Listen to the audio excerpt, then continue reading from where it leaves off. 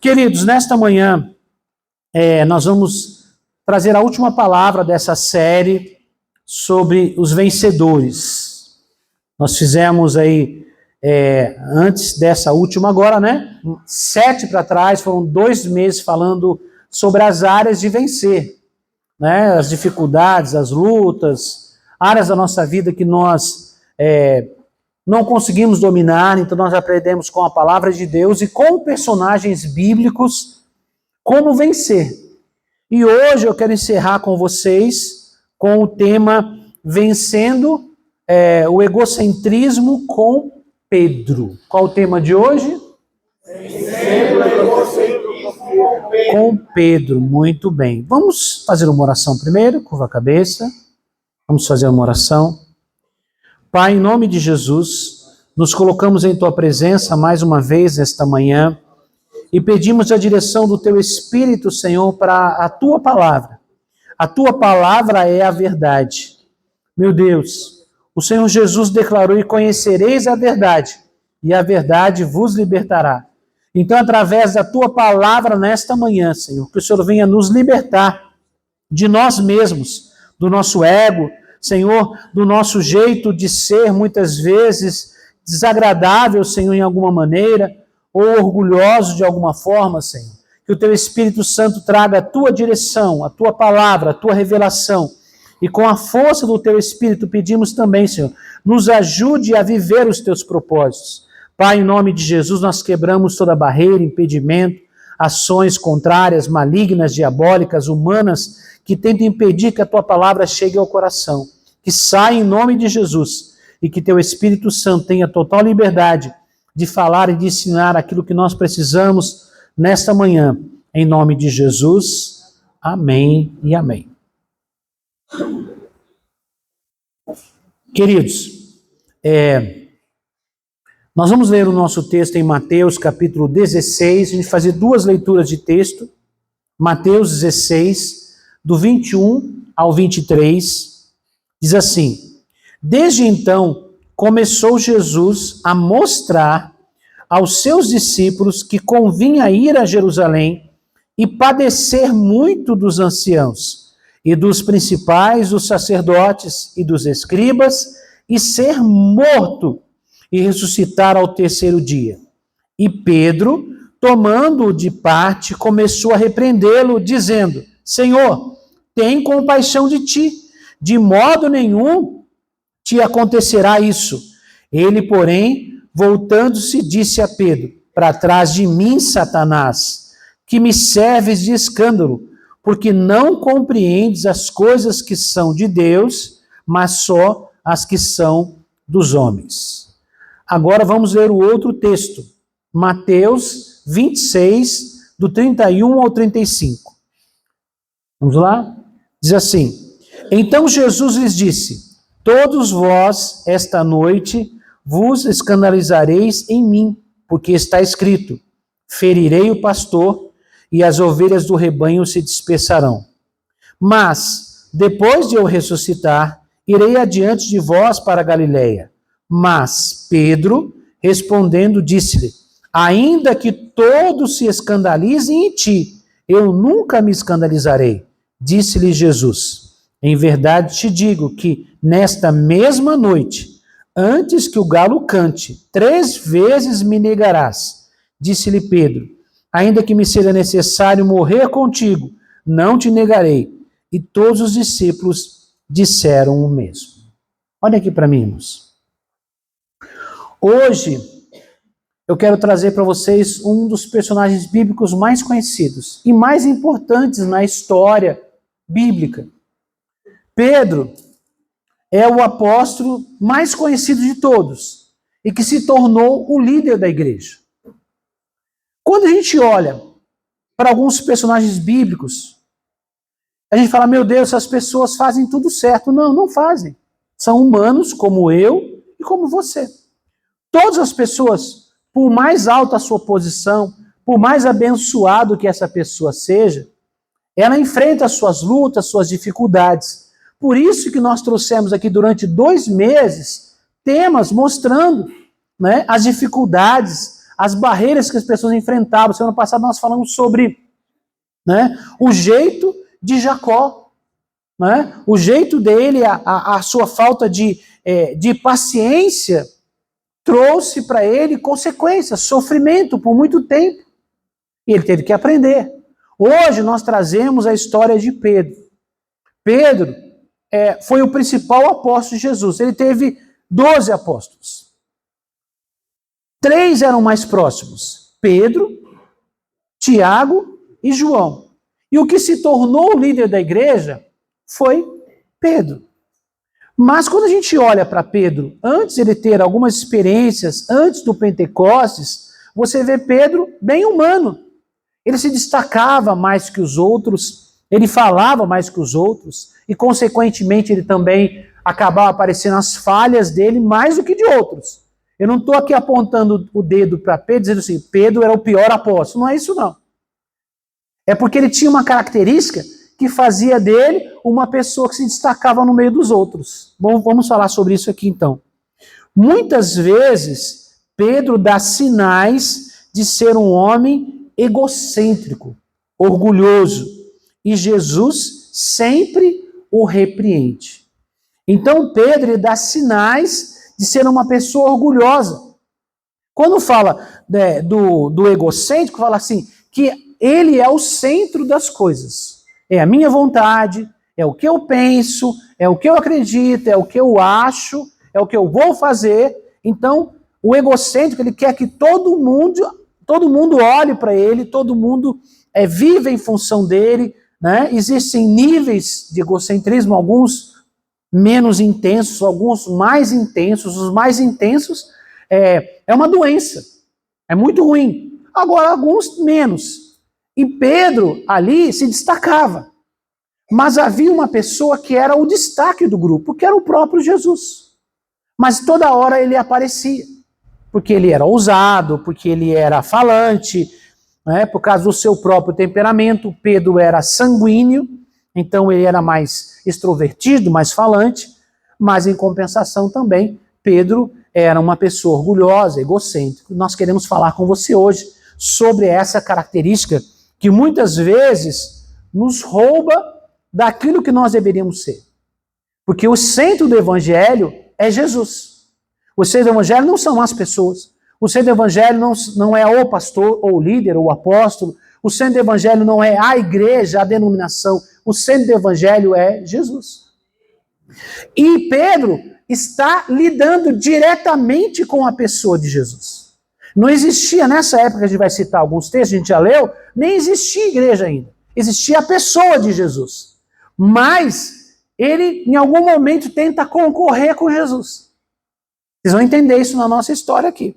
Né? Então, eu trouxe uma definição, como costumo trazer, sempre que eu trago uma palavra, algum termo talvez diferente, eu procuro trazer uma definição para você poder fazer a sua anotação, para você entender melhor.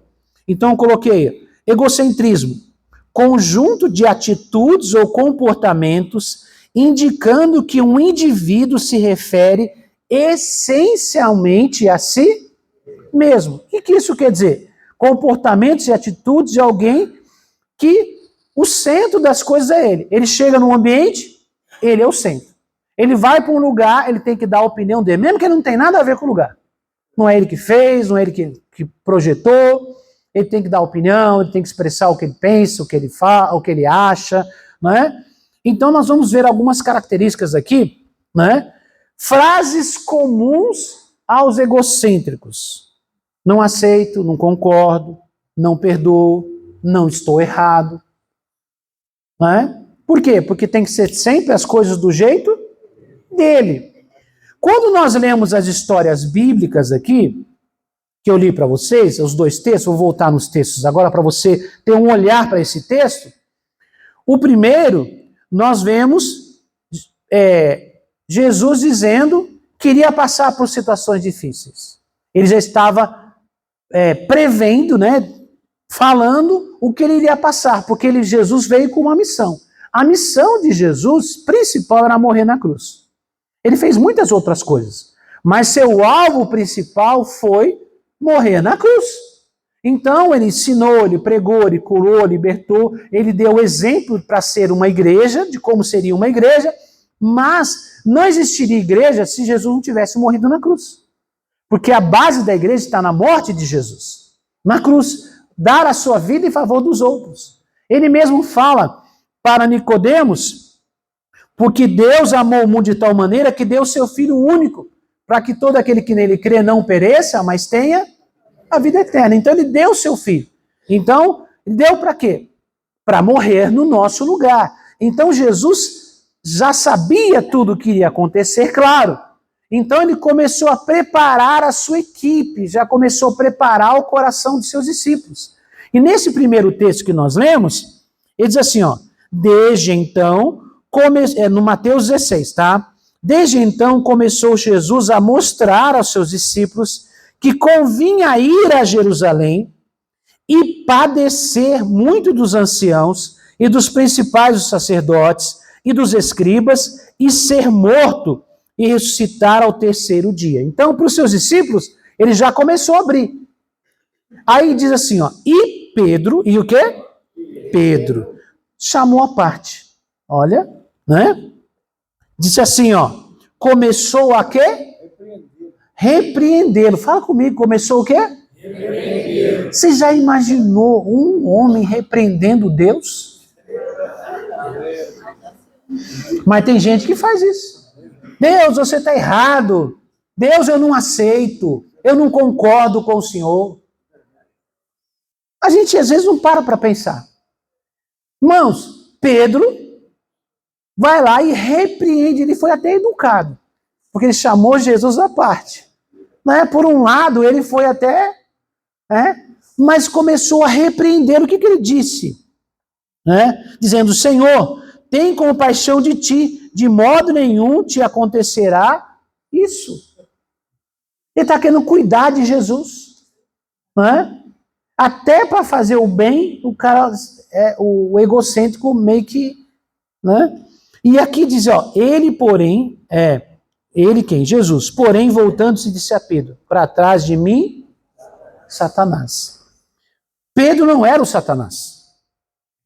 Mas o orgulho de Pedro de achar que sabia, que ele era o cara, fazia dele o quê? Um acesso fácil para as mentiras de Satanás. Porque Satanás não queria que Jesus fosse para a cruz. Quando Satanás ele confrontou Jesus, ali no deserto, confrontou a chamada tentação no deserto, Jesus tinha acabado de ser batizado, ele foi para o deserto, passou 40 dias lá em jejum. Aí Satanás apareceu para ele e começou a colocar a sua posição em xeque, quem ele era. E aí Satanás faz uma proposta para Jesus. Olha, se você, prostrados, me adorar, eu vou dar os reinos deste mundo. Por que Satanás estava dizendo isso? Porque ele sabia que Jesus vinha resgatar os reinos do mundo, através da sua morte. Então, a proposta seria, olha, eu já te dou, você não precisa fazer isso, eu já te dou, basta você me adorar. Então, o que Satanás queria fazer? Queria que Jesus não cumprisse a sua missão. Muitos que o perseguiam queriam que ele não cumprisse a sua missão. Então agora, Pedro, por causa do seu orgulho de achar que ele sabia que Jesus estava enganado, ou que Jesus estava supervalorizando o momento, enfim, qualquer coisa, diria que Jesus estava errado. E que o pensamento dele era certo. Percebeu a brecha que Satanás achou ali? Irmãos, as pessoas orgulhosas, egocentristas, são pessoas que normalmente falam o que pensam, elas se destacam porque elas são autoconfiantes. Para a liderança, isso é bom, irmãos, não é ruim. O problema é que a gente não consegue separar o que é o eu e o que é Deus. É muito parecido, mas não é a mesma coisa. Até a palavra é parecida, Deus e eu, não é? É quase igual, mas não é. Então, a gente não consegue porque o orgulho fala mais alto. E é nessa brecha que Satanás assopra mentiras. E Jesus repreende Pedro e fala, para trás de mim, Satanás. Não é que Pedro fosse o Satanás, não é isso não, irmãos. Pedro deixou que Satanás soprasse uma ideia dele na cabeça de Pedro. Porque Jesus já sabia que a ideia do diabo era tentar impedir Jesus de morrer na cruz. Porque esse era o propósito de vida dele. Então, ele achou uma brecha em quem? Em Pedro. Por quê? Porque quando Jesus ensinava, os outros discípulos procuravam absorver, procuravam entender, procuravam ouvir falar, ó, agora isso vou fazer assim. Pedro, não é que Pedro fosse desobediente, Pedro queria obedecer, mas como ele achava que ele sabia mais que os outros, ele resolveu dar opinião no propósito de Deus. E cuidado, porque nem sempre a opinião no propósito de Deus é desse jeito. Deus fala, eu te chamei para tal coisa, aí você resolve tentar convencer Deus que você tem que ser outra coisa. É uma teimosia. Senhor, o Senhor tem que fazer isso, Senhor, o Senhor tem que fazer aquilo. Quem pensa assim é uma pessoa egocêntrica, está pensando no que ele quer. Ou então, no seu próprio interesse. O egocêntrico também tem aquela coisa de se autoproteger. Ele está certo, o que ele pensa está correto, o que ele gosta, todo mundo tem que gostar. Então ele sai atropelando. Então esse é o problema. Nós temos um outro texto aqui, que a gente leu, vou repeti-lo agora com calma, com este olhar, diz assim, então Jesus lhe disse, agora Mateus 26, todos vós esta noite vos escandalizareis em mim, porque está escrito, ferirei o pastor e as ovelhas do rebanho se dispersarão. Mas depois de eu ressuscitar, irei adiante de vós para a Galileia. Mas Pedro, respondendo, disse-lhe, ainda que todos se escandalizem em ti, eu nunca me escandalizarei. Eu sou melhor do que todo mundo aqui. Mesmo que os outros se escandalizem, te abandonem, eu não vou fazer isso. Você percebeu, mano? Ele era o cara. Ele era o melhor. Ele era o fiel. Ele era o firme. A pessoa, né? Irmãos, nós temos que tomar cuidado, que a gente tem que ter o contrapeso. A gente, muitas vezes na igreja, como pastor e como líder, a gente procura pegar alguns irmãos e irmãs que têm baixa autoestima, que são meio desanimados, que não têm confiança nem em si, nem no propósito de Deus para a sua vida, e tenta botar as pessoas para cima, para despertar, para confiar mais. Não é isso, não? Porque uma parte do nosso trabalho diz também respeito a gente confiar na gente. Quando eu falo confiar na gente, não é que a gente confia na nossa capacidade, mas a gente confia que a gente tem um chamado, a gente confia que a gente é de Deus, a gente confia que a gente tem o Espírito Santo. Isso nos dá autoridade, nos dá força para poder ir lá na frente e fazer. Fala amém, irmãos? Quando a gente olha para a gente mesmo e fala, meu Deus, eu não tenho nada em mim, mas pela capacidade que Deus coloca em mim, aí eu sou usado. Então você tem que ter essa questão dessa autoconfiança medida, né, uma medida correta. Então a gente encontra alguns irmãos na igreja que precisam ser levantados. Mas também encontramos irmãos na igreja que precisam menos, irmão. Menos um pouquinho. É autoconfiança demais e menos confiança em Deus. Né? Pessoas com esse pensamento são pessoas que destroem uma equipe. Como será que os outros discípulos viram aquela frase de Pedro? Senhor, todos podem te abandonar, mas eu não vou. Vocês são tudo fraco, vocês vão largar Jesus, mas eu não vou. É com outras palavras, mas ele estava dizendo isso. O problema de uma pessoa orgulhosa é que ele desfaz dos outros. Ele se acha melhor do que os outros, ou mais inteligente, ou... Isso caminha para várias áreas. Não é? A gente pode abrir o leque e vai para várias áreas, de igreja, fora da igreja. Eu sou mais inteligente, eu sou mais bonito, eu sei fazer as coisas melhor, eu sei o que eu estou falando, os meus projetos, né? Até as coisas erradas dele é melhor que a dos outros. Ele errou melhor que os outros, porque ele nunca admite que ele erra. Né? Geralmente ele acha alguém culpado para o seu próprio erro. Eu fiz isso por causa do fulano. Eu fiz aquilo por causa do Beltrano, porque ele não admite. Eu não falei que algumas frases aqui eu coloquei aqui, ó, né? Frases comuns dos egocêntricos. Não aceito, quer dizer, Não aceito, tem que ser do meu jeito, né? Não concordo, não perdoo, entendeu? Porque o outro sempre que está errado, né? E eu não estou errado, não estou errado. É sempre esse pensamento. Então é comum isso. Lógico que existem níveis, sim, tem gente que é menos um pouco, tem gente que isso aí é exagerado. Isso é uma doença, é um problema grave na sua personalidade, se você acha que o mundo gira em torno de si mesmo. Tinha um ditado popular que dizia: fulano pensa que o mundo gira em torno do umbigo dele. Tudo é para ele mesmo, tudo é para o jeito dele, tudo é o que ele quer, do jeito que ele quer. Uma pessoa dessa, ao mesmo tempo que ela tem, a princípio, uma força para liderar, para arrastar gente, para fazer as coisas, para ir para lá resolver, porque ela tem muito autoconfiança, ela levanta e ela mesmo derruba. Por quê?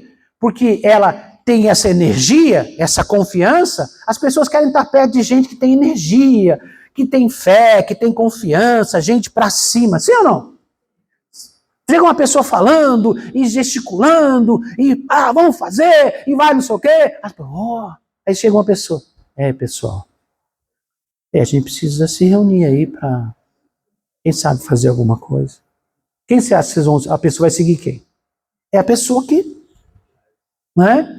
Mas quando a pessoa, irmãos, isso dessa energia é bom, é positivo. O problema é quando a pessoa começa a se achar melhor do que os outros. E um líder de equipe é aquele que entende que ele tem algo especial, essa é uma confiança que ele precisa ter para liderar, claro. Ele tem capacidade? Claro que tem. Mas ele tem que entender que cada pessoa que ele chama também tem a sua capacidade. E a sua liderança deve agregar pessoas que façam coisas, principalmente diferentes da dele. Porque daí um completa o outro, fala amém. E esse é o conceito de igreja, de corpo, né? Um completa o outro. Um complementa o que o outro não tem. O que eu sei fazer bem, eu apresento. E você sabe fazer bem uma outra coisa, você é outra coisa. Não tem que ter concorrência, né? Nós temos que cooperar para fazermos algo grande. Então, um líder, um chefe, um gerente, um encarregado, um pastor, um líder de célula, enfim, um líder de departamento que é egocêntrico, ele começa bem e depois as coisas não andam mais. Porque ele mesmo destrói a equipe dele. Porque ele não consegue confiar nas pessoas. Ele entrega e não deixa a pessoa fazer. Porque um dos princípios de boa liderança é delegar. O que é delegar? É você entregar para que a pessoa desenvolva alguma coisa, um voto de confiança. A pessoa egocêntrica, ele acha que ninguém é capaz de fazer aquilo. Então ele já te dá sabotando você. Ele já te entrega não entregando. Irmão, uma das piores sensações que existe por um liderado é alguém entregar alguma coisa para você e você já sentir que ele não confia em você e que ele não vai deixar você fazer. Faz de conta que vai deixar você fazer, ele está apostando que você vai dar errado. Uma sensação péssima. Você já começa desanimado. Então, irmãos, o problema de uma pessoa orgulhosa, ela acha que o mundo não existe sem ela. Que o mundo é melhor por causa dela. Ai, pastor, não, é desse jeito mesmo. O ambiente que ele está é melhor por causa dele. Entendeu? É desse jeito o pensamento, somente os mais exagerados. Então, Pedro se achava o cara nessa equipe que, quando ele fala, os outros vão te deixar. Como é que ele podia julgar o coração dos outros? Aí a resposta de Jesus, irmãos, Jesus falou com calma, preparando seus discípulos. Aí Pedro fala, qual foi a resposta de Jesus? Ele diz assim, disse-lhe Jesus, disse para Pedro, não falou para todos, porque foi Pedro que falou. Em verdade te digo que nesta mesma noite, antes que o galo cante, quer dizer, antes que amanheça, né? Nessa noite, nessa madrugada, antes que o galo cante, 3 vezes me negarás. E aí Pedro continuou, e aí ele instigou os outros discípulos, dizendo, não, vocês não vão, ninguém vai te abandonar, enfim, todo mundo. Mas Jesus até marcou o que ia acontecer, para mostrar para ele que não era do jeito que ele pensava. Pastor, Mas ninguém quer aceitar uma palavra de derrota. Concordo com você. Quem é que gostaria de receber uma palavra dessa? Vocês vão me abandonar? Ninguém. Mas qual seria a atitude correta de uma pessoa humilde? Senhor, se o Senhor vê isso em mim, me ajude, por favor. Como é que eu posso vencer isso em mim? Isso é humildade. Como é que eu faço? Porque quando Deus fala alguma coisa, é diferente do que os homens falam. Mas quando Deus fala, é um fato, é algo determinado, é algo certo. Então, quando Deus fala alguma coisa, quando Deus os corrige, não é para você rebater Deus, não é para você tentar argumentar com Deus, é você procurar em Deus, se Ele apontou alguma dificuldade que você tem, peça ajuda para você mudar, para você melhorar, para você vencer aquilo. Fala amém, irmãos?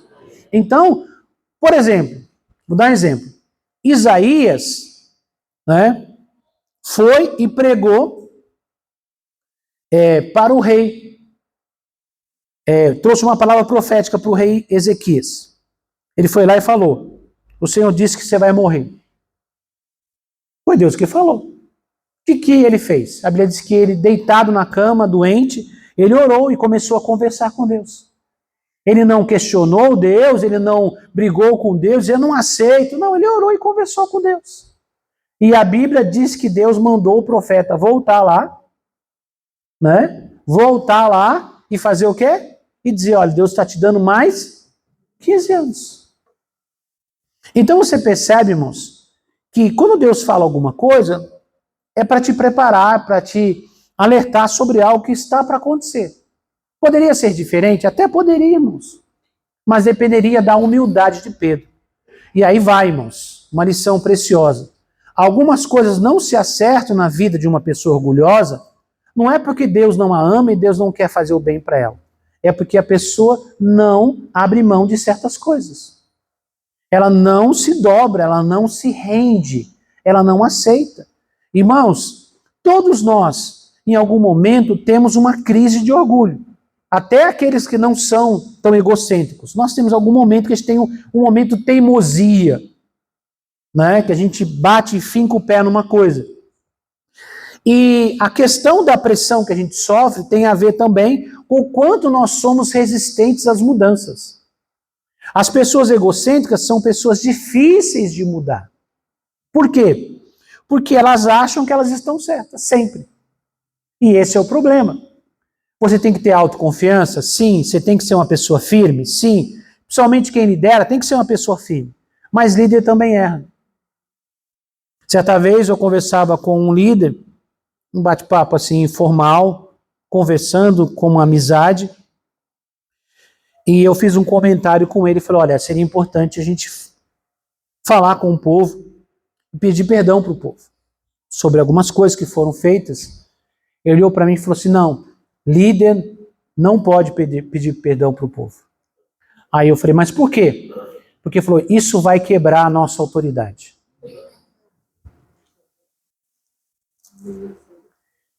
Entenderam, irmãos? Então, isso é um pensamento errado. Esse é um pensamento errado. Porque, irmãos, a pessoa, primeiro, não existe pessoa que não erra. Tá? Mas, qual é a mensagem que eu passo para as pessoas? Uma, eu não erro. Então, eu não desafio ninguém a liderar. Porque, às vezes, cria-se um ídolo no altar. O que é um ídolo no altar? É um pastor que não erra. Ele nunca está errado. Aí eu estou sentado no banco, mesmo que eu seja um obreiro, um aspirante, alguma coisa, eu olho e fico pensando, se essa pessoa nunca erra e eu sempre estou errado e ele está sempre certo, então eu nunca vou ser um líder. Eu não inspiro ninguém a liderar, não inspiro ninguém, porque eu acho que líder não erra. É uma idolatria. O ego. Então eu nunca vou gerar discípulos. Outra coisa, se eu acho que não erro, e a pessoa que me observa sabe que eu errei, tem consciência que eu errei, ela não vai me respeitar mais. Por quê, irmãos? Porque a gente ensina para o outro para ser humilde, para pedir perdão, para consertar um erro. E quem eu sigo não conserta, por que eu vou seguir essa pessoa? Então, uma liderança, irmãos, não é que uma liderança tem que ser aquela liderança chorosa, ficar se desculpando por tudo, não é isso não. Não, irmãos. Não é isso, não. Quando Deus fala alguma coisa, eu não tenho que pedir perdão pelo que Deus mandou falar. Vocês acham que preciso pedir perdão ou não? Não. Deus mandou falar, mas eu fiquei chateado. Eu não tenho que pedir perdão para você por uma palavra que Deus mandou falar para você. Entenda, vocês entenderam como eu estou separando as coisas? Só que existe o dia a dia. Nós somos humanos. Se eu erro em alguma coisa, eu tenho que consertar o meu erro. Então eu tenho que engolir o meu orgulho, vamos usar o termo assim, e dizer, olha, eu errei, eu falhei, eu deixei de fazer, eu falei, mas não fiz, eu fiz algo errado, eu pequei, e pedir perdão. Porque daí eu estou pronto para um próximo nível. Quando eu não aceito a minha vida, quando eu não reconheço que eu estou errado, quando eu não tenho sensação de arrependimento, não há como Deus, primeiramente, me perdoar e como Deus me levar para um novo nível. Pedro ficou preso aqui. Ficou preso aqui, nesse nível aqui. Ele tinha tudo para vencer, mas estava preso por causa do seu ego. Tá? Vamos lá. 5 coisas que você faz, vamos lá, que você faz e nem percebe que é culpa do ego. Vamos lá? Você acredita que está sempre certo. Os outros são culpados na maioria das vezes. Outro, se empolga e toma decisões pensando no que é bom para si. Geralmente se arrepende depois. Não é? Ele se empolga porque ele vai lá e faz, mas ele não está pensando nos outros, está pensando em si mesmo. E aí você percebe que alguns sentimentos, algumas atitudes de uma pessoa egocêntrica, orgulhosa, ela pode acabar com o casamento, relacionamento com família, no trabalho, na igreja, na célula, em todos os ambientes. Isso, ao mesmo tempo que é uma pessoa forte, ao mesmo tempo ela mesmo derruba o que ela construiu. Duvida da capacidade das outras pessoas e acha que só você consegue fazer algo bem feito. Comentários de um egocêntrico. Comentários. Ele vê alguma coisa, ele não entende nada. Aí ele dá palpite. Não, mas se fizesse assim, ele não sabe nem fazer aquilo, velho. Não tem formação, não tem especialização, não tem experiência, não tem prática. Ele olha, mas isso aqui podia ser feito assim. Por quê? Porque ele acha que ele está sempre certo e que os outros não estão. Né? Que ninguém é capaz de fazer nada se ele não estiver por perto. É o tipo de gente que vai ter dificuldade para crescer. Por quê? Porque se ele cresce num ambiente, ele tem que ter as pessoas muito perto dele, porque ele tem que controlar as pessoas. Toda pessoa controladora é egocêntrica. Primeiro que ele não confia nas pessoas, ele confia em si mesmo, ele tem que estar por perto, puxando as cordinhas. O que acontece? A sua liderança, seja na igreja ou seja um ambiente corporativo, em qualquer lugar, vai ficar sempre limitada à capacidade de tempo e de saúde que ele tem. Se ele tiver tempo e saúde, o que ele está fazendo vai para frente porque ele mete o peito e faz. Mas a equipe perto dele não tem autoridade para resolver, não tem condição de resolver, não avança, não cresce. Por quê? Porque é o tempo de vai e volta, vai e volta. A pessoa não vai, não tem autonomia para crescer, para avançar, para ir adiante. Por quê? Porque tem que estar conectado nessa pessoa. Numa visão celular, do jeito que nós cremos, irmãos, esse sentimento é um destruidor de visão celular. Por quê, irmãos? Porque se você tem que confiar nas pessoas, se você tem que acreditar nas pessoas, se você tem que dar uma chance para as pessoas, e você tem esse problema, você acha que ninguém vai dar certo longe de você, ou que as pessoas não são capazes, se você não ficar o olho o tempo todo olhando, e controlando, e corrigindo, e fazendo, nunca vai dar certo. Primeiro que a pessoa nunca vai ter experiência, porque a gente tem experiência acertando e errando. A pessoa nunca vai se sentir totalmente responsável. Se a pessoa não se sentir totalmente responsável, ela também não será totalmente dedicada. Quando você sabe que você que vai ter que dar conta daquele negócio de verdade, você tem que dar seus pulos e se virar.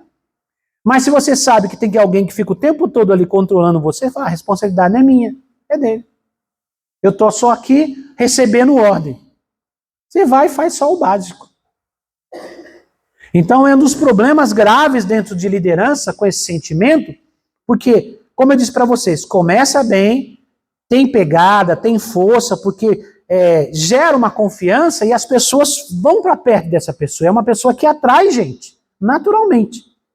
Mas com o passar do tempo, ou ela perde todo mundo, ou ela fica com um grupo pequeno de pessoas que a idolatra, que acha que ela é Deus na terra, assim, e não vai para frente. Porque ele tem dificuldade de confiar, de delegar, não acha que as pessoas são capazes de fazer nada se eles não estiver presente ali. Tá? Vamos lá. Quer estar sempre no controle das coisas para não se sentir inútil ou inferior. Então, ele tem que controlar sempre as coisas. Então é assim, ó. Se uma pessoa faz algo, um trabalho ligado a ele, faz um trabalho, aí, e as pessoas reconhecem, aí ele dá a entender que a pessoa fez aquilo porque está conectado com ele. É por causa dele. Entendeu? Agora, se der errado, ele fala, não, essa pessoa não. Não. E se ele puder esconder as conquistas dos seus subordinados, ele vai esconder. Ele vai esconder. Por quê? Porque se ele falar para os outros que aquela pessoa trabalha bem, ou sabe alguma coisa, de repente alguém chama ele para uma outra função, e de repente ele vai fazer sombra para essa pessoa. Esse é o problema. O problema do egocêntrico, do orgulhoso, que ninguém pode fazer sombra para ele, ninguém pode concorrer com ele. Na verdade, ninguém pode fazer sombra para ele porque ele é o próprio sol. É ele que ilumina o ambiente. É ele que é a graça do ambiente. Ele é a vida do ambiente. Né? Então é assim, você conta uma coisa boa, ele conta outra melhor que a sua. Não é assim ou não? Ele não consegue se alegrar com uma conquista sua, porque é importante entendermos que as conquistas são proporcionais. O que é uma conquista proporcional? Uma pessoa que tem mais autoridade, tem uma estrutura maior, as conquistas dele são maiores. E, consequentemente, também, se a pessoa tem uma estrutura menor, a conquista que ele tem é proporcional ao que ele tem. Então você vê o resultado, né? Vamos dar um exemplo bíblico para você entender. A parábola dos talentos. Jesus entregou talento para um entregou 5, para o outro 2 e para o outro 1. O que tinha 5 trabalhou e quando foi prestar conta ele apresentou 5, falou, olha, servo bom e fiel. Né? Porque ele ganhou 5. O que trabalhou com 2, veio e trouxe quantos? 5, não foi não?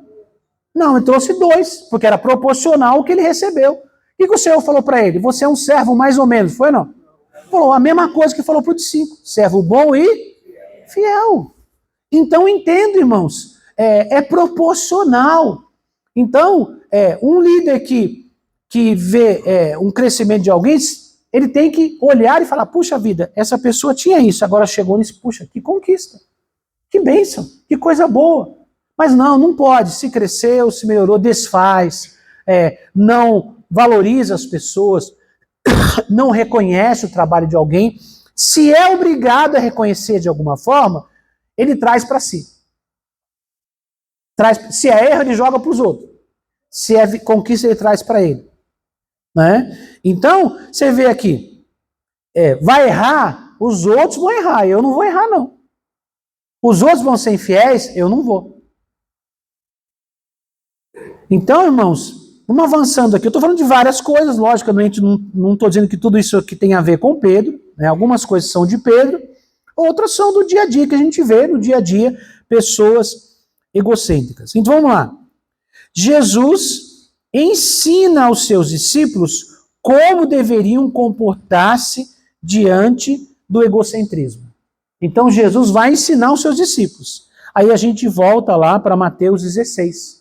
Na nossa primeira frase, Jesus já deu a fórmula para vencer esse problema. Pedro estava tão concentrado em si mesmo que não prestou atenção no que Jesus estava fazendo. Gente egocêntrica tem dificuldade de ouvir os outros. Por quê? Porque alguém está falando, isso não é importante, blá, blá, blá, blá, blá, blá, blá, blá, blá. Ele tá pensando, a cabeça dele já estava lá, pensando outra coisa. É assim. Presta atenção nisso, vocês vão perceber isso aí. Vamos lá. Então, disse Jesus aos seus discípulos. Ele falou isso depois que ele falou para Pedro, para trás de mim, Satanás. É o mesmo texto, tá? A gente leu aqui, ó. Deixa eu voltar aqui, ó. A gente leu Mateus 16, do 21 ao 23, que ele fala, né? Ele, porém, voltando-se, disse a Pedro, para trás de mim, Satanás, que me serves de escândalo, porque não compreendes as coisas que são de Deus, mas só as que são dos homens. Agora, Mateus 16, 24. Agora a gente vai ver o que Jesus respondeu para Pedro. Qual foi o ensinamento? Ele repreendeu Pedro? Repreendeu. Mas ele ensinou como é que ele e os outros deveriam fazer.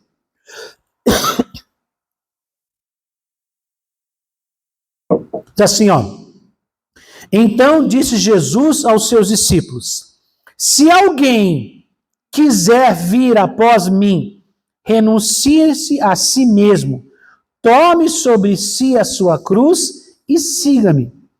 Porque aquele que quiser salvar a sua vida, perdê-la-á. E quem perder a sua vida por amor de mim, achá-la-á. Então disse Jesus aos seus discípulos: se alguém quiser vir após mim, renuncie-se a si mesmo, tome sobre si a sua cruz e siga-me. Porque aquele que quiser salvar a sua vida, perdê-la-á. E quem perder a sua vida por amor de mim, achá-la-á. Pois que aproveita o homem ganhar o mundo inteiro e perder a sua alma, ou que dará ao homem recompensa da sua alma? Então, Jesus responde Pedro depois daquela repreensão. Ele vai dar um ensinamento. Ele não fala só para Pedro. Aqui diz assim, então disse Jesus aos seus discípulos. Não falou só para Pedro. Foi para todo mundo. Tá? Porque normalmente uma pessoa egocêntrica, ele é mais atirado, é mais falante. Mas existem pessoas egocêntricas mais quietinhas. Não estou dizendo que não tem, estou dizendo que a maioria é mais falante, mais extrovertida, mais para frente. Mas tem gente egocêntrica também que é mais calada, que é mais na dele. Geralmente ele trabalha com uma inversão. É como a inversão. O egocêntrico, como nós estamos falando aqui, é aquele pessoa que chama atenção para si, ele é o cara, ele sabe, ele pode. E existe um outro egocêntrico, que é o coitadinho. Também é egocêntrico. Por quê? Eu não vou, porque eu não tenho, porque eu não posso. Eu queria tanto fazer, eu não sirvo para nada, eu não tenho valor. O que ele está fazendo? Chamando atenção para si mesmo. Ele quer que as pessoas o valorizem. Ele tem baixa autoestima, mas lá dentro ele achava que ele deveria estar melhor. Ele deveria ser mais valorizado, deveria ser mais querido. Então, isso é menos, mas tem também, tá? Geralmente o egocentrismo aparece mais em gente um pouco mais para frente, tá? Não estou falando mal dos coléricos nem dos sanguíneos, tá? Tende mais para essa área. Assim como eu já falei aqui na série Vencedores, do vitimismo de Jó. Não foi, não? Que é de um temperamento mais... né? Falei também aqui, né, da ansiedade. Falamos aqui da ansiedade. Falamos de outras áreas também, de todos os temperamentos, tá? Nesse caso, os temperamentos mais fortes são mais comuns nessa área. Mas não quer dizer que não tenha nos outros também, tá? Então Jesus vai dar conselhos. Ele explica e dá 3 pontos que são bem conhecidos. A gente fala muito sobre isso. Mas talvez nunca pensou nessa questão ligado a este orgulho. Primeira coisa que ele fala, renuncie-se a si mesmo. Irmãos, isso para o egocêntrico é literalmente a morte. Renuncie a si mesmo. E é o que Pedro precisava fazer. Pedro estava achando que sabia mais que Jesus. Renuncie-se a si mesmo. Você é orgulhoso? Você é autoconfiante demais? É importante ser autoconfiante, pastor? Sim, mas cuidado com os excessos. Você não é perfeito, eu não sou perfeito. Ninguém é perfeito. Então tem áreas que eu posso ser muito bom, mas tem áreas que eu sou muito ruim. E eu preciso de ajuda, eu preciso de apoio. Né? Então, irmãos, primeira coisa, renuncie-se a si mesmo. Isso para uma pessoa orgulhosa, irmãos, isso é um parto. É muito difícil. Porque a vida dele é de autoafirmação. Eu sou, eu sei, eu posso. Vocês só estão aqui por minha causa. Irmãos, esse é o pensamento do outro. Roubando a glória que é de Deus. É a glória que é de Deus. Então, você não é você que está no... Abra a mão do controle. Não é você que está no controle. Irmãos, esse ensinamento de Jesus fala assim, quem quiser ser meu discípulo, negue-se ou renuncie a si mesmo. Porque agora não é mais o quê? A sua vontade. É a minha vontade. É isso que Jesus está dizendo. O problema é que a gente quer seguir Jesus fazendo a nossa vontade. Isso não vai dar certo. Isso vai dar ruim. E normalmente dá muito ruim. Dá muito problema. Irmãos, eu tenho falado com vocês, fiz algum comentário, acho que foi na quarta-feira aqui no RCE, sobre isso. Nós estamos vivendo tempos muito difíceis. Por que tempos difíceis? Porque o mundo está sendo preparado já há muito tempo para não ouvir não, para as pessoas não serem confrontadas, para as pessoas sempre terem razão, para todo mundo estar certo. O mundo prepara o mundo para todo mundo estar certo, sabia disso?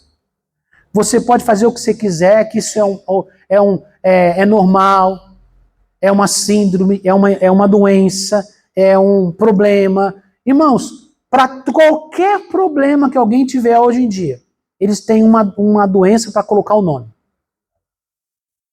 Irmão, tem muita coisa que é sem vergonhice mesmo. Aí os caras põem um nome bonito, põem lá misturado com latim, com negócio, o termo da medicina. Irmão, quando já era criança era sem vergonhice mesmo. Ou na linguagem popular, mau caratismo. Mas hoje tem um nome, um termo. Vamos estudar, porque fulano é assim. Não pode dizer não. Gera uma geração que, internamente, a princípio, ela é muito confiante.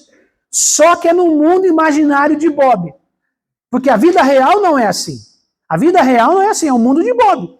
Está na mente dele. Não é? Como que será? É o mundo da lua, do Lucas, lembra do Lucas? Do Castelo Rá-Tim-Bum? É Castelo Rá-Tim-Bum? Como que era? Oi? Mundo da lua, né? Lucas Silva e Silva, não é isso? Não é da minha época, mas eu lembro meu sobrinho assistindo isso aí. É que eu já sou velho.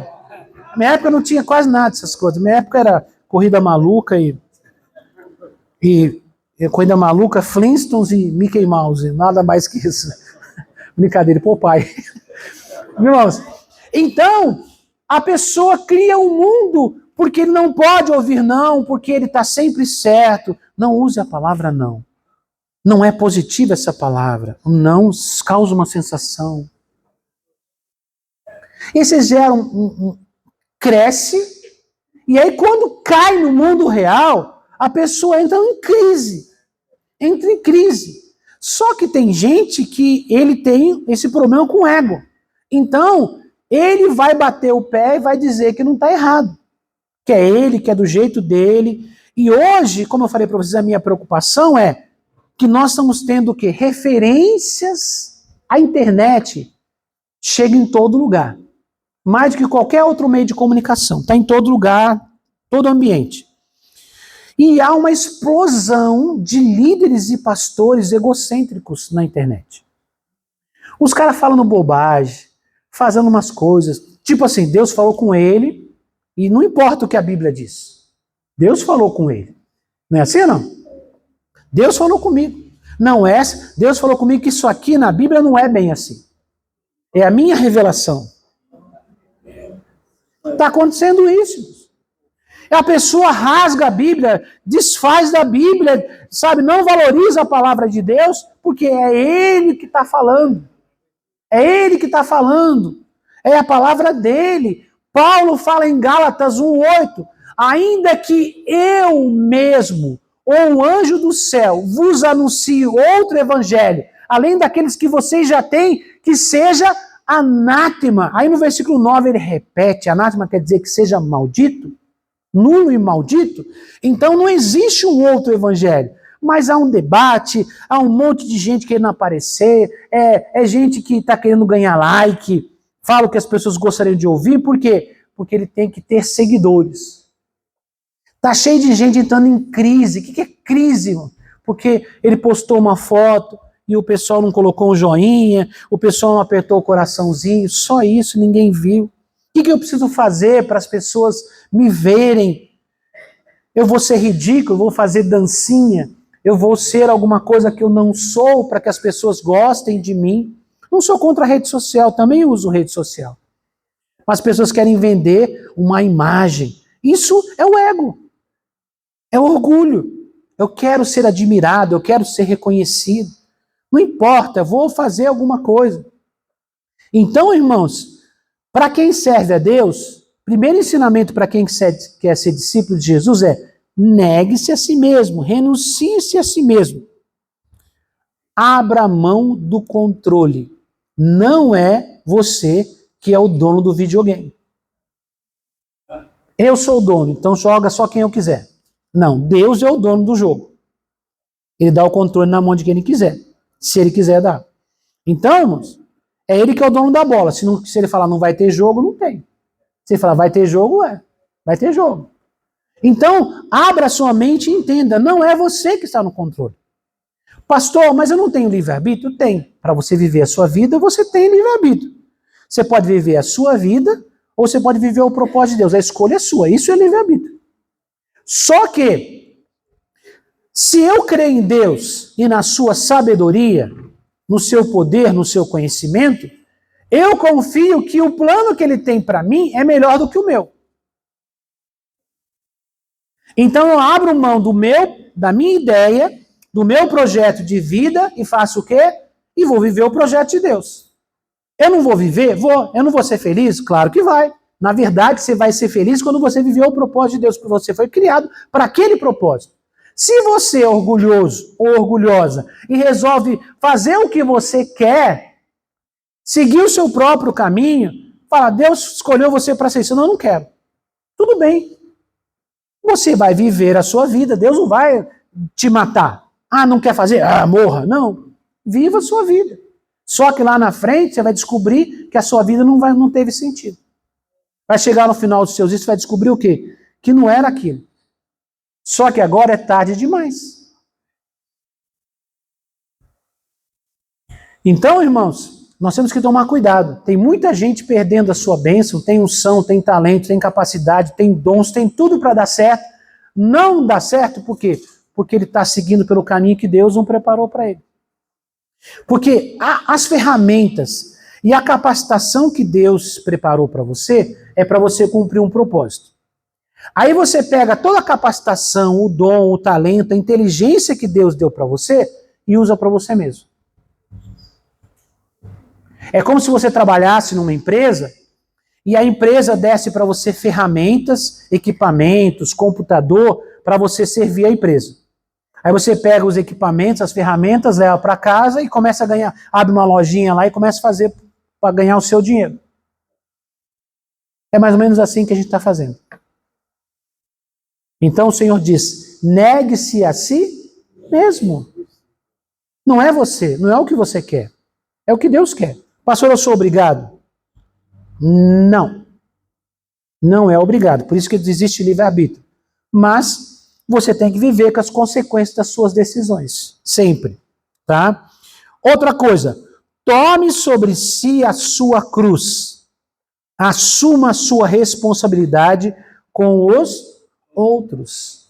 Então, um problema difícil para um egocêntrico, para um orgulhoso, né, é assumir sua responsabilidade com os outros. Quer dizer, ele vai servir os outros. Quando Jesus fala, tome a sua cruz, a pessoa pensa o quê?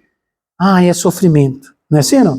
Não, assumir a sua cruz é assumir o seu chamado, a sua responsabilidade. E o nosso chamado aqui na Terra é para servir as pessoas com os dons e a capacidade que Deus me deu. Então, o dom está em mim, a capacidade está em mim, e eu vou usar isso para servir as outras pessoas. Não é para o meu próprio bem, não é exclusivamente para mim, para os meus próprios interesses. Então, geralmente o egocêntrico, ele não quer que as outras pessoas sejam o centro das atenções. É ele que é o centro das atenções. Tudo gira em torno dele. Ele é o Sol e os outros são os planetas. Ninguém vive sem ele. Todo mundo tem que orbitar em torno dele, rodar. Ele é a luz, ele é a fonte de vida, né? Complexo de Sol. Não é isso, não? Hein? Porque ele é egocêntrico. Tudo gira em torno dele. Agora é o contrário, né? É ele, né? Ele que deve fazer o quê? Alimentar os outros, cuidar para que o outro fique bem, para que o outro fique feliz, para que o outro cresça. Isso é reino de Deus, fala amém.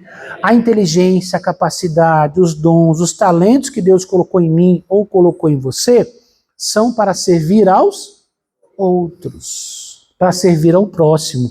Então nós vemos aqui uma outra luta para um egocêntrico, porque ele usa os talentos para influenciar as outras pessoas, mas para que elas o sirvam, e não para ele servir as pessoas. O egocêntrico, ele nunca faz alguma coisa pensando no bem do outro. Pastor, mas não é o bem do outro, mas o que aquela pessoa vai trazer de volta para mim? Vou ajudar você, mas o que você tem de retorno para mim? Não é que ele não faça coisas boas, mas ele sempre faz esperando o retorno. Quando ele não tiver o retorno, ele deixa de fazer para outra pessoa. E aí você percebe que não é o que deveria ser.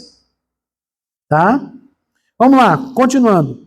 Siga-me, vá aonde eu for. Então siga-me. Quer dizer, você não é você que faz o caminho. Sou eu que faço. Deus está dizendo, sou eu que faço o caminho. Então você tem que ir aonde eu falar. Você não vai aonde você quer. Você vai aonde eu for. Você tem que me seguir. E isso, irmãos, é uma das coisas mais difíceis para o egocêntrico. Sabe o que é? Porque ele sempre, na cabeça, ele sabe o que tem que fazer. Sabe onde tem que ir. E ele depender de seguir outro é uma coisa muito difícil. Geralmente dá chabu num ambiente com dois egocêntricos. Irmãos, presta atenção. Vamos falar de ambiente de igreja, que é o nosso ambiente aqui. Tem uma liderança egocêntrica. Chega um outro egocêntrico. Um dos dois vai sair. Não fica dois egocêntricos liderando o ambiente. Não fica. Dá chabu. Dá divisão, dá problema, dá contenda, dá confusão. Porque não dá para ficar, irmãos. Porque os dois brigam pela primazia, por ser o destaque. Por estar ali na frente. E isso, irmãos, é proporcional, tá? Eu não estou dizendo que só a liderança máxima, mas isso em todos os níveis de liderança. Vou contar uma ilustração, acho que o bispo já deve ter contado para vocês, mas eu vou contar só para ilustrar isso aqui.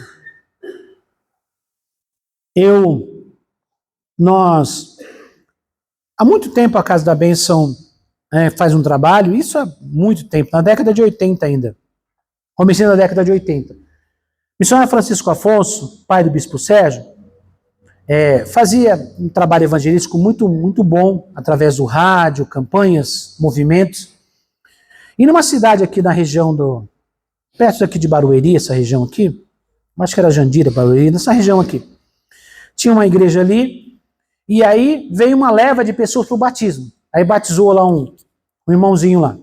Batizou no domingo. Aí na segunda-feira sempre teve reunião de pastores nas igrejas.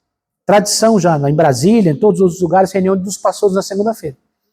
Aí quando chegou na segunda-feira, aí lá na reunião, aí chegou esse rapaz lá, esse irmão. Chegou, palitozinho, gravata, naquela época, né? Pastinha na mão. Aí chegou, assistiu a reunião, depois chamou o missionário Francisco. Foi com ele. Ô missionário, tudo bem? Quer falar com o senhor? Tudo bem. Então o senhor sabe, né? Eu batizei ontem. Falei assim, amém, Deus abençoe, dê aquele abraço. Jesus, não, certo, meu filho. Jesus vai te abençoar. Quer dizer, então, o missionário Francisco Afonso, muito carinhoso, né, com as pessoas, abraçava, conversava. E ele falou assim, mas tem um problema lá na igreja. Falei, mas como assim um problema na igreja? É porque lá tem 2 pastores. Falei, mas 2? Tem um pastor fulano de tal, nem me lembro o nome do outro. Não vou falar o nome do irmão, que o nome do irmão eu lembro, tá? Aí ele pegou e falou assim, mas como 2? Sim, ele e eu. O cara batizou no domingo, na segunda-feira, tá querendo tirar o pastor da igreja? Lógico que isso aqui é um super ego. Nem vou usar esse termo, porque é exagerado. Irmãos, ele batizou no domingo, na segunda-feira, ele estava lá para tirar o pastor da igreja. E foi no líder, irmãos. A ousadia do camarada. É pra gente ir, meu, porque parece até piada, mas não é piada, é de verdade. Então, irmãos, uma das coisas difíceis para uma pessoa orgulhosa é seguir os outros. Ele não aceita seguir. E presta atenção, irmãos. Quem não consegue ser discípulo nunca vai ser líder. De verdade, não. De verdade, não. Se você for um discípulo ruim, você nunca vai. Você pode até tomar no peito uma liderança, mas você não vai dar certo. Porque você nunca obedeceu, você nunca seguiu, então você nunca vai ser um bom líder. Irmãos, obedecer é essencial. Você tem que engolir o seu orgulho, o seu ego. Como dizia antigamente os pais, engole o choro. Não é assim, não? Engole o choro. Você vai ouvir, meu filho, tu vai ver coisa. Você vai ouvir coisa. Né?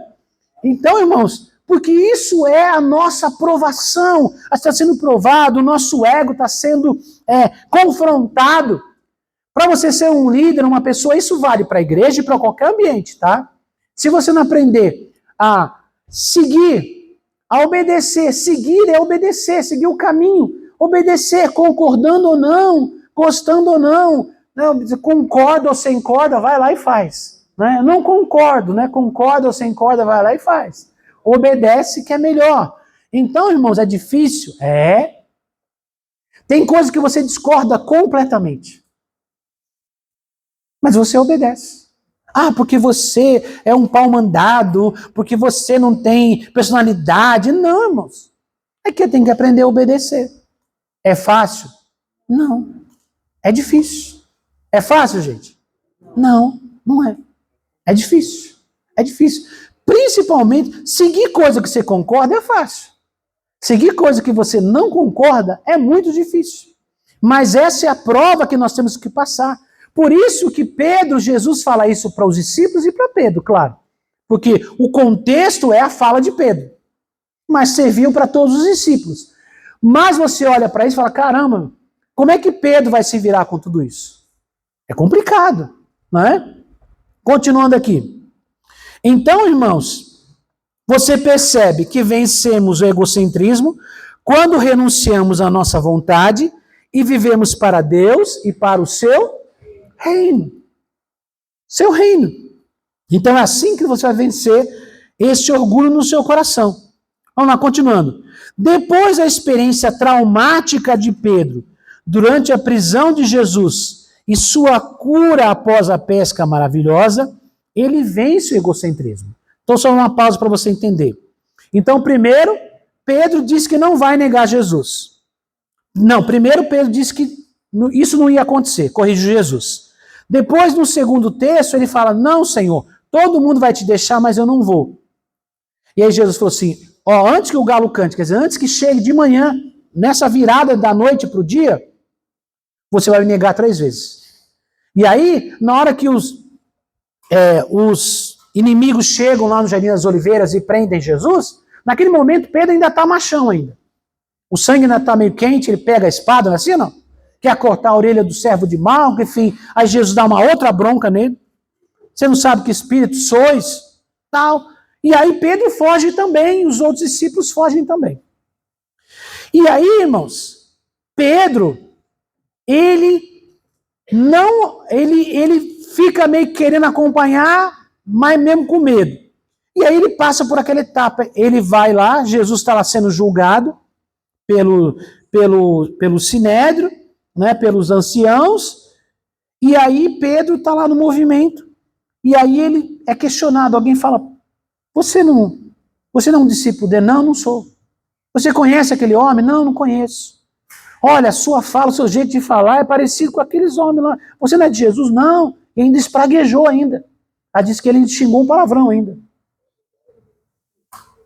E aí, ele, na hora que ele faz isso a terceira vez, o galo...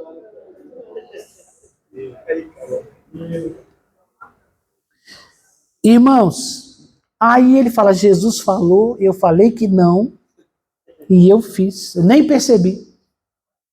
E eu fiz. Aí ele se arrepende. Ele chora, se arrepende muito. Aí Pedro fica lá no baixo, no sub-baixo, né? Não é nem no baixo, ele fica debaixo do baixo. Vai lá pro fundo mesmo. Muito mesmo. E nesse momento, Pedro está pescando. Porque ele imagina o quê? Eu não mereço mais ser discípulo. Ele achava que ele era o discípulo. Não era um discípulo, era o discípulo. Agora ele fala, não sirvo nem para ser um discípulo. Ele volta a pescar. O ego dele está destruído nessa. O egocentrismo, não é o ego, não. O egocentrismo, o orgulho dele está destruído. Aí Jesus vai, aparece lá, eles fazem aquela pesca maravilhosa, não estavam pegando nada de novo. E quando eles começam a pegar os peixes, quando eles chegam na praia, Jesus está lá já tem peixe, já tem pão, não me perguntem onde Jesus arrumou, né? E aí Jesus fala com Pedro, Pedro, você me ama? Sim, Senhor, eu te amo. Aí Jesus fala de novo, Pedro, né? Aí Jesus fala, apacenta as minhas ovelhas, mas Pedro não se achava mais digno. Aí Jesus pergunta de novo, Pedro, você me ama? Sim, Senhor, te amo. E ele fala, apacenta as minhas ovelhas. E depois, mais uma vez, Jesus pergunta, Pedro, tu me amas? Ele fala, Senhor, tu sabe todas as coisas. Então apacenta os meus cordeiros. Então Jesus fez uma cura com ele, fala amém. Ali Pedro negou Jesus 3 vezes. Por 3 vezes Jesus fez ele reconhecer que o amava. E Jesus dizia assim, Pedro, você vai cuidar das ovelhas. Eu não tirei isso de você. Agora você está pronto para cuidar das ovelhas. Porque as ovelhas não são suas, são minhas. Agora você está pronto para cuidar das ovelhas. Entenderam, irmãos?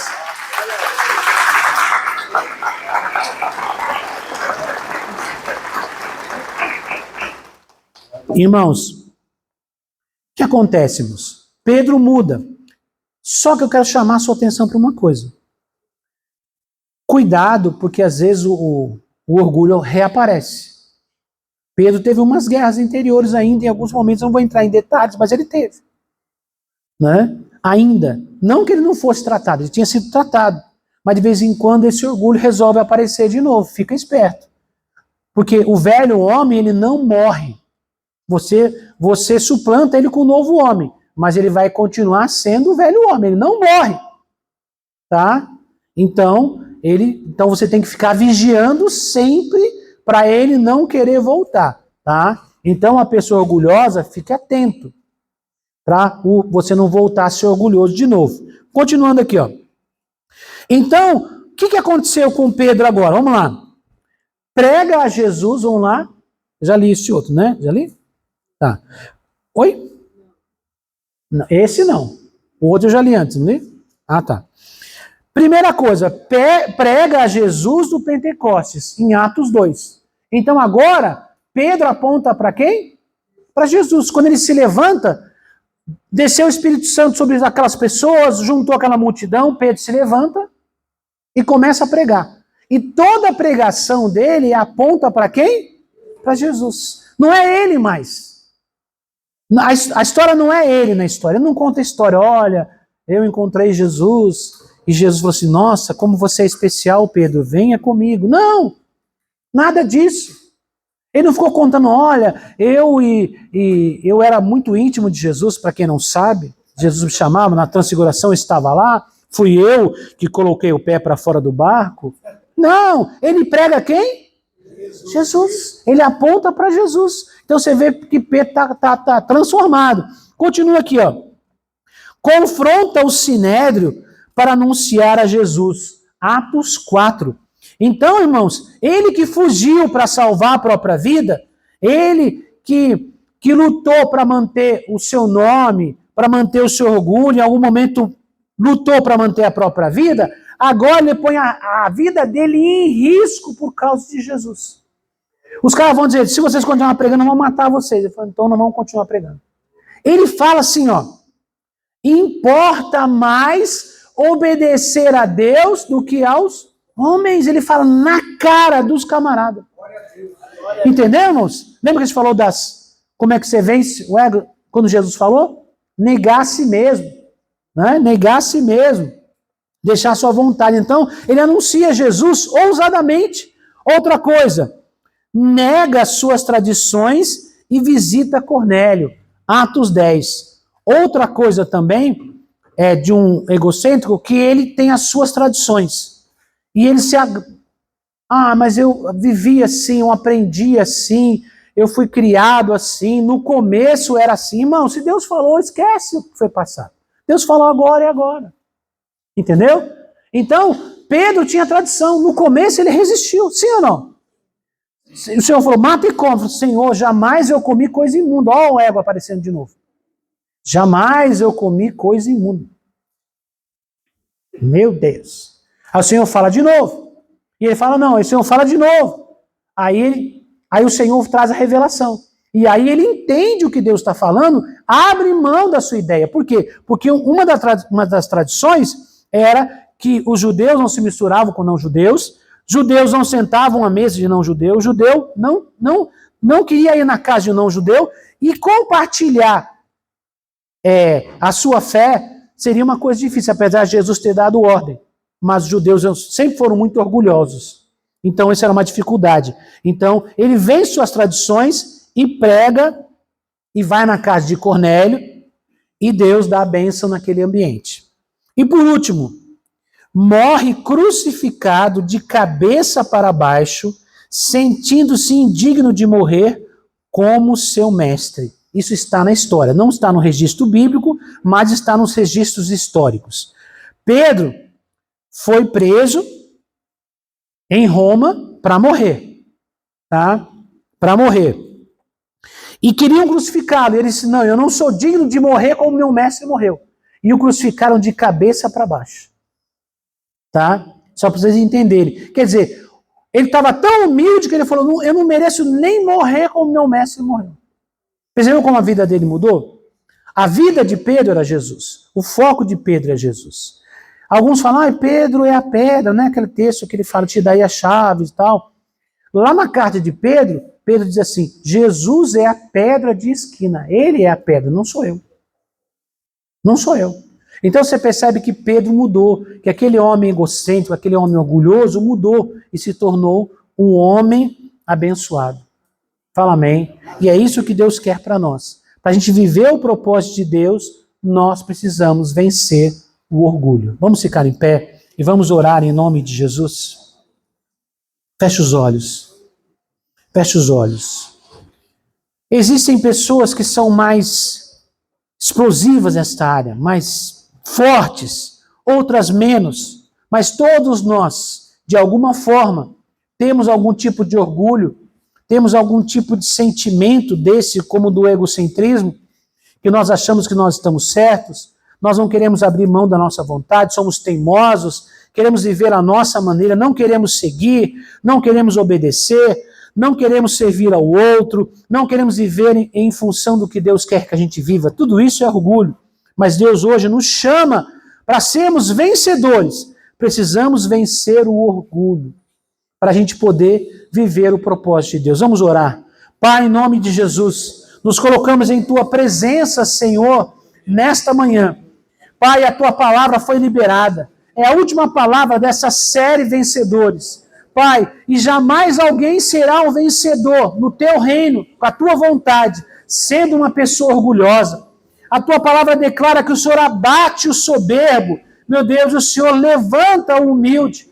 Pai, em nome de Jesus, que o Senhor estenda as Tuas mãos de poder e de graça e nos ajude, nos abençoe, Senhor. Tenha compaixão de nós, nos perdoe, porque tantas vezes nos agarramos a princípios, a ideias que estão em nós, nosso pensamento, o que eu gosto, o que eu quero, o que eu concordo, o que eu não concordo, e muitas vezes eu deixo de lado a tua vontade. Eu não me importo com a tua vontade. Eu não me importo, Senhor, se eu te desobedecer, muitas outras pessoas serão afetadas. Tenha compaixão da minha vida, tenha compaixão das nossas vidas. Senhor, tudo o que fazemos neste mundo afeta diretamente a vida de outras pessoas. Pai, ajuda-nos a não ter a nossa vida como preciosa, Senhor. Que nós possamos nos dedicar, que possamos nos entregar, que possamos, Senhor, honrar o teu santo nome, dedicando a nossa vida ao Senhor, vivendo o teu propósito. O Senhor colocou em nós, Senhor, uma personalidade, talentos, dons, paixão, experiências de vida, Senhor, meu Deus, para a gente poder viver esse propósito. Mas muitas vezes nós estamos vivendo porque estamos orgulhosos. Mas em nome do Senhor Jesus, nós quebramos agora todo argumento de Satanás, toda carnalidade, caia por terra em nome do Senhor Jesus. E nos ajude a viver o teu propósito. E nos ajude a sermos humildes e nos submetermos para sermos verdadeiros discípulos. É o que nós lhe pedimos, meu Pai, em nome do Senhor Jesus. Amém e amém. Glória a Deus. Deus abençoe.